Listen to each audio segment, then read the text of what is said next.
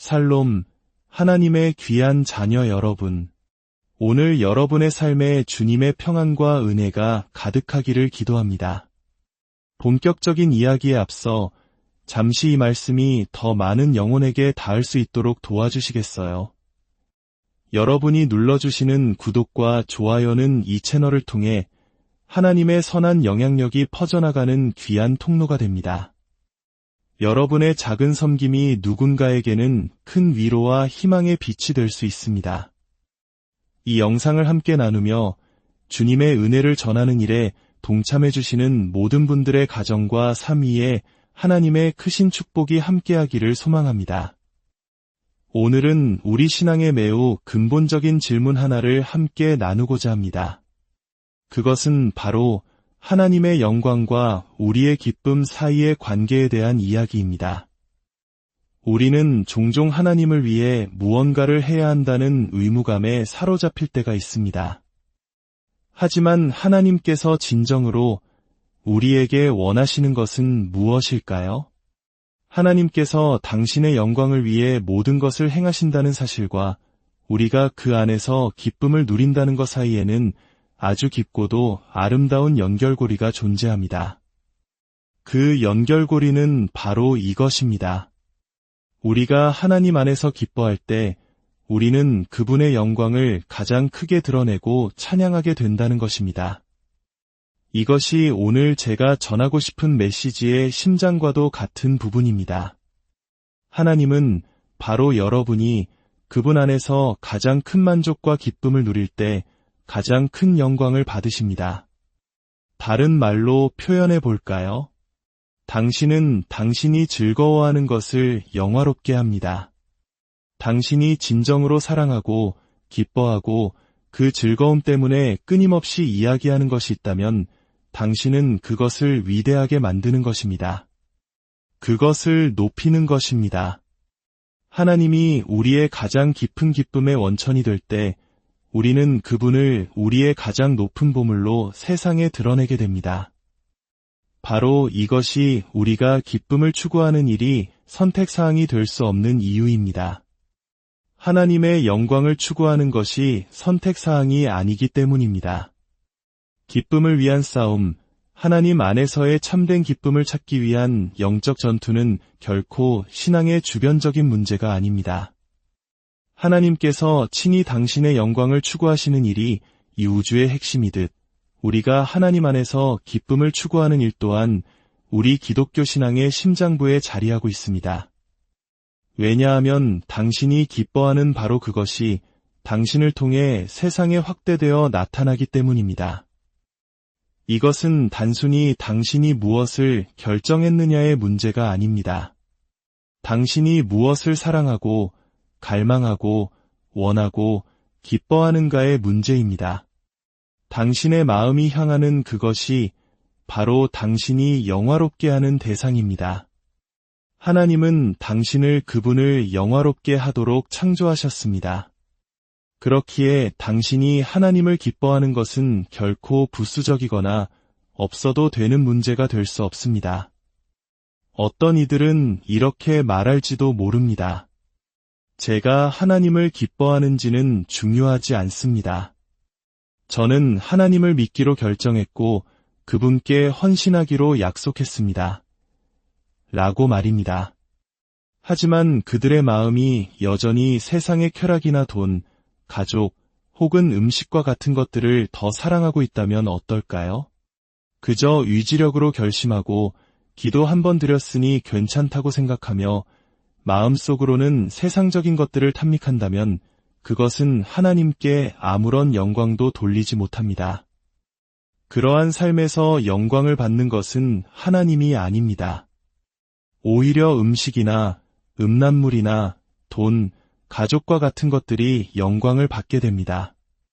당신의 감정이, 당신의 마음이 보물처럼 여기는 바로 그것이 당신의 삶을 통해 영광을 받게 되는 것입니다. 만약 하나님께서 내가 그분 안에서 가장 만족할 때 가장 영광 받으신다는 이 진리가 사실이라면 어떤 결론에 이르게 될까요? 그렇다면 하나님 안에서 행복하기 위한 싸움, 기쁨을 위한 이 영적 전투는 당신의 인생에서 가장 중요한 일이 됩니다. 예수님께서는 회심, 즉 하나님 나라의 백성이 되는 것을 어떻게 묘사하셨습니까? 마태복음 13장에서 예수님은 이렇게 말씀하십니다. 천국은 마치밭에 감추인 보화와 같으니 사람이 이를 발견한 후 숨겨두고 기뻐하며 돌아가서 자기의 소유를 다 팔아 그 밭을 사느니라. 저는 수년 동안 이 말씀을 읽으면서 기뻐하며라는 이 작은 구절의 중요성을 깨닫지 못했습니다. 제가 들었던 대부분의 설교는 결단과 헌신을 강조했습니다. 하나님 나라를 얻고 싶습니까? 당신의 것을 다 파십시오. 그리고 천국을 사십시오. 하지만 예수님의 비유의 핵심은 의무적인 희생이 아니었습니다. 그것은 바로 기쁨이었습니다. 보물을 발견한 사람은 이렇게 외쳤을 겁니다.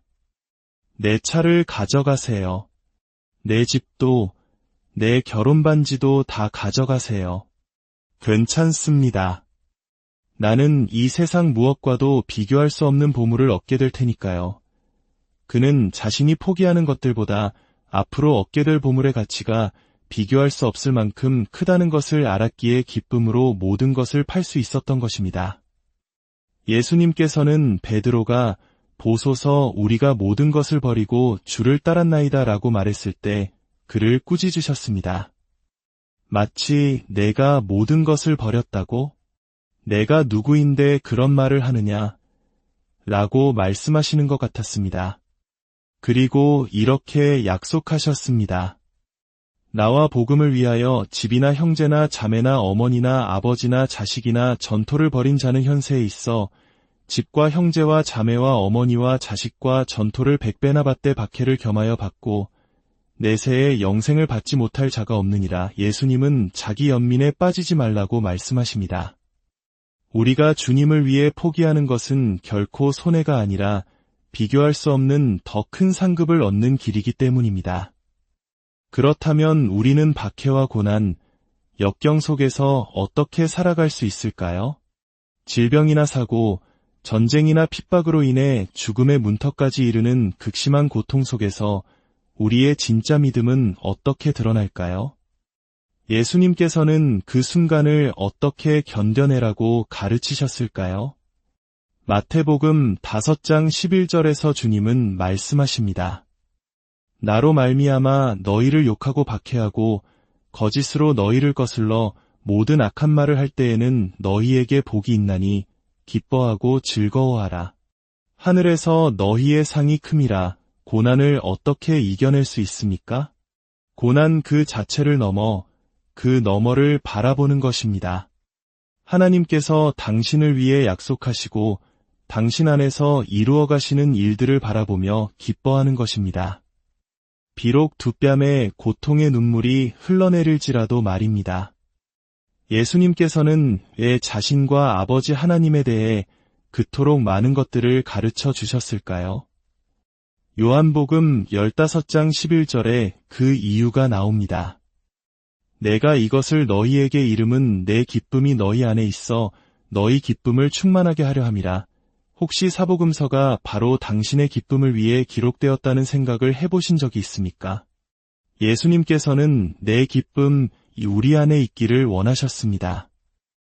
이 우주에 존재하는 누군가의 기쁨을 가질 수 있다면 저는 전능하신 하나님의 아들 예수 그리스도의 기쁨을 소유하고 싶습니다. 아버지 하나님을 바라보며 마치 수만 개의 초신성이 터지는 듯한 혹은 장엄한 그랜드 캐니언을 마주한 듯한 경이로움으로 반응하시는 그분의 기쁨 말입니다. 하나님의 아들이 느끼는 그 순결하고 강렬한 기쁨과 즐거움이 나의 것이 될 수 있다면 얼마나 좋을까요? 예수님은 바로 그 기쁨을 우리에게 주시기 위해 이 모든 말씀을 하셨다고 약속하셨습니다. 이 땅에서는 부분적으로, 하지만 언젠가 우리가 생각하는 것보다 훨씬 더 빨리 다가올 그날 영원한 하나님 나라에서는 그 기쁨이 폭발적으로 충만해질 것입니다. 성경 곳곳에는 기쁨을 위한 싸움이 얼마나 중요한지를 강조하는 명령들이 가득합니다. 온 땅이여 여호와께 즐거운 찬송을 부를지어다. 기쁨으로 여호와를 섬기라. 때때로 저는 사람들이 하는 말에 놀라곤 합니다. 기쁨을 추구하라는 말보다는 예수님을 섬기고 순종하라고 가르쳐야 합니다. 기쁨에 대한 이야기는 너무 감정적인 것 같습니다. 그럴 때 저는 묻고 싶습니다. 도대체 어떤 성경을 읽으시는 겁니까? 성경은 분명히 말합니다. 기쁨으로 여호와를 섬기라. 이것은 심오한 신학 이론이 아니라 누구나 알 수 있는 분명한 명령입니다. 하나님께서는 우리가 마지못해 불평하며 드리는 섬김, 지루하고 우울하게 드리는 섬김을 기뻐하지 않으십니다. 우리는 성경의 사람들입니까? 아니면 우리의 감정이나 경험에 따라 진리를 판단하는 사람들입니까? 시편 32편 11절은 말합니다. 너희 의인들아 여호와를 기뻐하며 즐거워할지어다. 마음이 정직한 너희들아 다 즐거이 외칠지어다. 시편 37편 4절은 명령합니다. 또 여호와를 기뻐하라. 그가 내 마음의 소원을 내게 이루어 주시리로다. 이것은 제한이 아닙니다. 나를 기뻐하기 싫으면 그냥 내 방식대로 살아도 괜찮다는 식의 선택지가 아닙니다. 이것은 명령입니다. 빌립보서 4장 4절에서 사도 바울은 감옥에 갇힌 채 이렇게 외칩니다. 주 안에서 항상 기뻐하라. 내가 다시 말하노니 기뻐하라. 바울은 아마 이 자리에 있는 우리 모두가 겪은 고난을 합친 것보다 더 큰 고난을 겪은 사람입니다. 고린도후서 6장에서 그는 자신이 겪은 고난의 목록을 나열합니다. 환난, 궁핍, 고난, 매맞음, 갇힘, 난동, 수고로움, 자지 못함, 굶주림, 비방과 칭찬 속에서 속이는 자 같으나 참되고 무명한 자 같으나 유명하고 죽은 자 같으나 보라 우리가 살아있고 징계를 받는 자 같으나 죽임을 당하지 아니하고 그리고 마침내 이 모든 고난의 목록 끝에 우리 신앙의 신비로운 역설을 담은 이 구절이 등장합니다. 근심하는 자 같으나 항상 기뻐하고 정말 놀랍지 않습니까? 만약 이 구절이 성경에 없었다면 저는 이 고난의 목록을 읽어드린 후의 기쁨에 대해 감히 말할 수 없었을 것입니다. 바울은 말했습니다. 슬픔 가운데 있으나 항상 기뻐한다고. 이것이 바로 제가 추구하는 신앙의 모습입니다. 슬픔 가운데서도 항상 기뻐하는 삶. 저는 고난받는 사람들이 우리 교회에 와서 혹은 이 말씀을 들으면서 이 사람들은 인생의 어두운 밤을 한 번도 경험해보지 않은 마냥 해맑기만 한 사람들이구나라고 느끼기를 원치 않습니다. 사랑하는 사람을 잃는 아픔도 엇나가는 자녀로 인한 고통도 모르는 채 그저 공허한 기쁨만을 외친다고 생각하게 하고 싶지 않습니다. 기쁨의 반대말은 고통이 아닙니다. 기쁨의 반대말은 절망입니다. 제가 여러분의 마음속에 하나님의 기쁨이 넘치기를 그토록 간절히 바라는 이유는 두 가지입니다. 첫째, 앞서 말씀드린 것처럼 하나님은 당신이 그분을 기뻐할 때 영광을 받으시기 때문입니다. 그리고 둘째, 오직 그 기쁨만이 당신을 이기심에서 해방시켜 다른 사람들을 위한 사람, 진정한 사랑의 사람으로 만들어줄 수 있기 때문입니다. 기쁨을 위한 싸움은 편안함이나 안정, 부요함과 같은 세상적인 가치를 얻기 위한 싸움이 아닙니다. 그것은 바로 예수님과 함께 갈보리 언덕길을 걷기 위한 싸움입니다. 히브리서 12장 2절은 말씀합니다. 믿음의 주요 또 온전하게 하시는 이인 예수를 바라보자.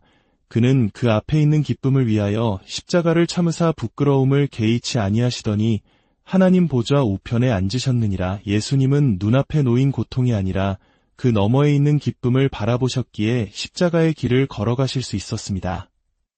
이것이 바로 제가 여러분이 걷기를 바라는 길입니다. 그것은 마냥 신나는 길이 아닙니다. 눈물과 고통이 있고 죽어가는 영혼들과 깨어진 가정, 마약에 빠진 자녀들, 주변에 상처받은 이웃들을 향한 깊은 공감과 아픔이 있는 길입니다. 하지만 바로 그 길 위에서 당신의 내면에 있는 하나님으로 말미암은 기쁨은 마치 고기압처럼 강력한 힘을 발휘하여 주변에 고통받는 저기압의 영혼들을 향해 흘러가기 시작할 것입니다. 그리고 그 바람을 우리는 사랑이라고 부릅니다. 당신 안에 있는 예수님으로 인한 충만한 기쁨이 넘쳐 흘러 당신의 시간과 물질과 에너지를 사용하여 다른 이들을 섬기고 그들의 삶을 주님께로 인도하게 될 것이기 때문입니다. 이것이 바로 하나님을 영화롭게 하는 삶입니다. 예수님께서 말씀하신 것처럼 이같이 너희 빛이 사람 앞에 비치게 하여 그들로 너희 착한 행실을 보고 하늘에 계신 너희 아버지께 영광을 돌리게 하라. 수십 년 동안 저는 이 메시지를 전해왔습니다. 하나님 안에서 만족하는 것이 하나님을 영화롭게 하는 최고의 길이라는 진리를 말입니다. 하지만 설교가 끝나면 가장 많이 들었던 질문은 종종 눈물을 흘리며 다가온 사람들의 이 고백이었습니다. 목사님, 말씀은 다 맞는 것 같습니다. 하지만 저는 그렇게 느끼지 못합니다. 저는 하나님을 그렇게 기뻐하지 못합니다. 아침에 일어났을 때 하나님이 제 곁에 서 계신 그랜드 캐니언처럼 느껴지지도 않고 초신성처럼 제 영혼을 기쁨으로 폭발시키지도 않습니다. 저는 그저 아침에 일어나 일터로 가야 할 뿐입니다. 목사님이 말씀하시는 그 기쁨이 도대체 무엇인지 잘 모르겠습니다. 지난 20여 년간 가장 많이 들었던 반응은 신학적인 반박이 아니었습니다. 그것은 바로 이처럼 솔직하고 고통스러운 고백이었습니다. 말씀은 성경적인 것 같은데 저는 그렇게 살고 있지 못해서 제가 과연 그리스도인이 맞는지조차 두렵습니다. 저는 이러한 두려움과 고민이 결코 나쁜 것이라고 생각하지 않습니다. 오히려 그것은 당신의 영혼이 살아있다는 증거일 수 있습니다. 오늘날 많은 사람들이 구원의 확신을 단순히 나는 기도했으니까, 결심카드를 작성했으니까 구원받았을 거야라는 논리적 추론에 근거합니다. 성령을 체험한 경험도, 변화된 삶의 애정도, 하나님을 보물처럼 여기는 마음도 없지만 정해진 절차를 밟았으니 괜찮다고 스스로를 위로하는 것입니다. 그것은 진정한 기독교 신앙이 아닐 수 있습니다. 그래서 사람들은 어떻게 기쁨을 위해 싸울 수 있습니까? 만약 제가 하나님을 갈망하지 않는다면 어떻게 해야 합니까? 라는 근본적인 질문을 던지게 된 것입니다. 그래서 남은 시간 동안 기쁨을 위한 싸움에 대한 몇 가지 중요한 점을 명확히 짚고 넘어가고자 합니다. 첫째, 기쁨을 위한 싸움은 하나님 안에서의 기쁨을 위한 싸움이지 일반적인 기쁨을 위한 싸움이 아닙니다.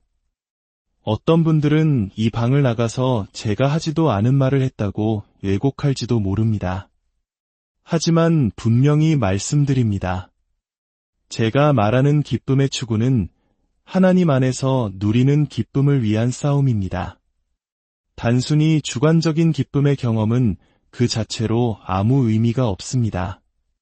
그 기쁨이 내 밖에 실제하는 대상, 내가 만들어낸 것이 아니라 본래부터 존재하며 내가 마주해야만 하는 그 대상, 즉 하나님의 영광에 단단히 고정되어 있지 않다면 말입니다. C.S. 루이스는 그의 자서전 예기치 못한 기쁨에서 이 점을 놀랍게 통찰했습니다. 그는 젊은 시절 기쁨 그 자체, 즉 자기 마음속에서 일어나는 감정적 경험을 추구했습니다. 하지만 그는 결국 깨달았습니다. 기쁨 자체는 아무 가치가 없다는 것을. 모든 가치는 기쁨이 갈망하는 대상에 있었습니다.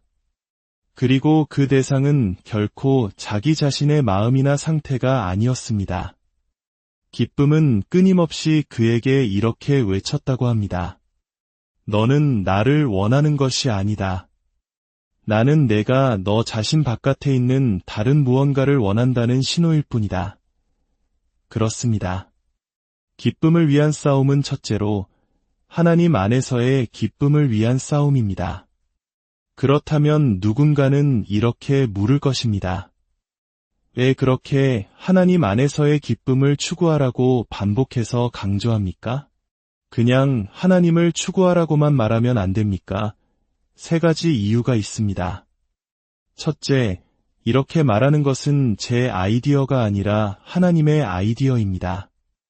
신명기 28장 47절은 성경에서 가장 무서운 경고 중 하나입니다. 내가 모든 것이 풍족하여도 기쁨과 즐거운 마음으로 내 하나님 여호와를 섬기지 아니함으로 말미암아 내가 여호와께서 보내사 너를 치게 하실 적군을 섬기게 될 것이라. 하나님께서는 우리가 그분 안에서 기쁨을 추구하는 것을 너무나도 중요하게 여기셔서 기쁨 없이 그분을 섬기려는 자들은 결국 그들의 원수를 섬기게 될 것이라고까지 말씀하십니다. 둘째, 하나님은 우리가 그분에 대해 단지 생각하는 방식만이 아니라 그분을 기쁨으로 경험하는 것을 통해 영광을 받으십니다. 사탄은 지난 24시간 동안 당신이 평생 할 신학적으로 정확한 생각보다 더 많은 생각을 했을 것입니다. 사탄의 문제는 교리가 아닙니다. 그의 문제는 기쁨의 부재입니다. 그는 하나님에 대해 속속들이 알지만 자신이 아는 그 하나님을 증오합니다. 그러므로 우리의 머리를 올바른 교리로 채우는 것만으로는 구원받을 수도 하나님을 영화롭게 할 수도 없습니다. 셋째, 사람들은 보통 하나님 안에서의 기쁨이라는 잣대로 자신의 마음을 측정하기 전까지는 자신들의 상태가 하나님 앞에서 얼마나 절망적인지를 깨닫지 못합니다. 10계명의 마지막 계명, 내 이웃의 집을 탐내지 말라는 다른 모든 계명의 뿌리가 되는 욕망의 문제를 다룹니다.